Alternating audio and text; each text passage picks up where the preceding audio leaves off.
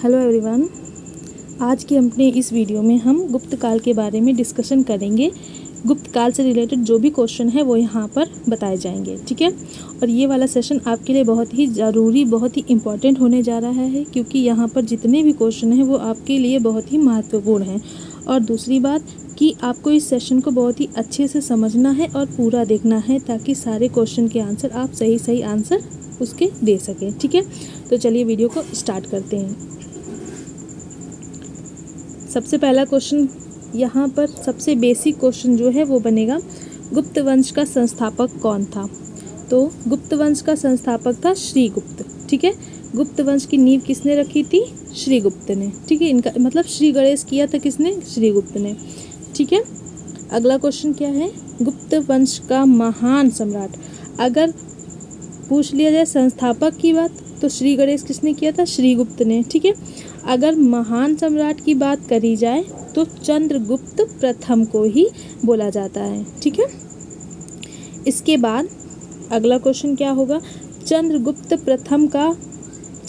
का प्रथम उत्तराधिकारी कौन था? तो चंद्रगुप्त का प्रथम उत्तराधिकारी था समुद्रगुप्त, ठीक है, जिसे भारत का नेपोलियन भी कहा जाता है, ठीक है। तो समुद्रगुप्त हैं चंद्रगुप्त के प्रथम उत्तराधिकारी, ठीक। अगला क्वेश्चन, समुद्रगुप्त किसके उपासक थे? यानी जो समुद्रगुप्त था वो किसकी पूजा करता था? तो भगवान विष्णु की पूजा करता था, ठीक है। समुद्रगुप्त भगवान विष्णु की पूजा करता था, ठीक है। अगला क्वेश्चन, हरिसेन कौन था? अब हरिसेन कौन था? तो समुद्रगुप्त का दरबारी कवि। यानी हरिसेन की अगर बात की जाए तो हरिसेन समुद्रगुप्त के दरबार में जो कवि था उसका नाम था, ठीक है। अगला क्वेश्चन है, अश्वमेधकर्ता की उपाधि प्राप्त है। तो किसे प्राप्त है? समुद्रगुप्त को अश्वमेधकर्ता की उपाधि प्राप्त है। भारत का नेपोलियन किसे कहते हैं? अभी बताया कि भारत का नेपोलियन समुद्रगुप्त को कहा जाता था। क्यों? क्योंकि इन्होंने कोई भी युद्ध हारा नहीं था, ठीक है। अगला क्वेश्चन देखेंगे हम, श्रीगुप्त का उत्तराधिकारी कौन था? तो श्रीगुप्त का उत्तराधिकारी था घटोत्कच, ठीक है। श्रीगुप्त के उत्तराधिकारी का नाम था घटोत्कच। अब समुद्रगुप्त का उत्तराधिकारी कौन था? तो चंद्रगुप्त द्वितीय, ठीक। चंद्रगुप्त प्रथम का उत्तराधिकारी कौन था? समुद्रगुप्त। और समुद्रगुप्त का उत्तराधिकारी कौन था? चंद्रगुप्त द्वितीय, ठीक है। अब इसके बाद हम देखेंगे अगला क्वेश्चन, किसने शकों पर विजय के उपलक्ष्य में चांदी के सिक्के चलवाए? तो चांदी के सिक्के किसने चलवाए? चंद्रगुप्त द्वितीय ने, ठीक है। चंद्रगुप्त द्वितीय ने ही, जब शकों पर विजय हासिल हुई थी तो इन्होंने चांदी के सिक्के चलवाए थे, ठीक। अब अगला क्वेश्चन, नालंदा विश्वविद्यालय की स्थापना किसने कराई थी? तो नालंदा यूनिवर्सिटी जो है, ठीक है, जो बहुत ही फेमस यूनिवर्सिटी है, तो इसकी स्थापना किसने करवाई थी? कुमारगुप्त ने। अब कुमारगुप्त थे कौन? तो कुमारगुप्त चंद्रगुप्त द्वितीय के उत्तराधिकारी थे, ठीक है। चंद्रगुप्त द्वितीय के उत्तराधिकारी कौन थे? कुमारगुप्त। अब अगला क्वेश्चन हम देखेंगे, कुमारगुप्त का उत्तराधिकारी कौन था? तो कुमारगुप्त का उत्तराधिकारी स्कंदगुप्त, ठीक है। ये सीरियल आपको याद रखना है। अब इसके बाद हम क्वेश्चन देखेंगे अगला, अंतिम गुप्त शासक कौन था? तो अंतिम गुप्त शासक की अगर बात की जाए तो विष्णुगुप्त, ठीक है। विष्णुगुप्त था अंतिम गुप्त शासक, ठीक। अगला क्वेश्चन क्या है, ग्राम समूहों की प्रादेशिक इकाई को क्या कहा जाता था? तो पेट कहा जाता था, ठीक है। नेक्स्ट,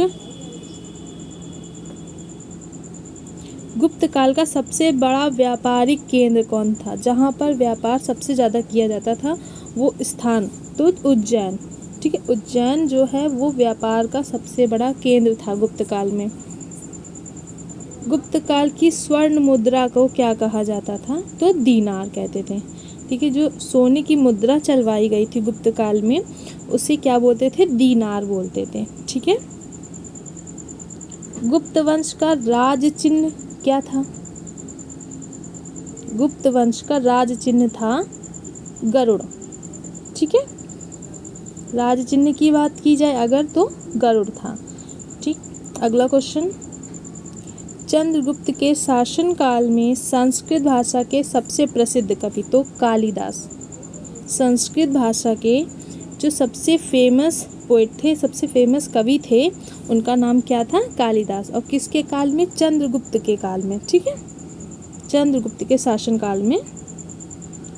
अगला क्वेश्चन है, किस काल को भारत का स्वर्ण युग कहा जाता है? तो अगर बात की जाए भारत का स्वर्ण युग, तो स्वर्ण युग किसे कहते हैं हम?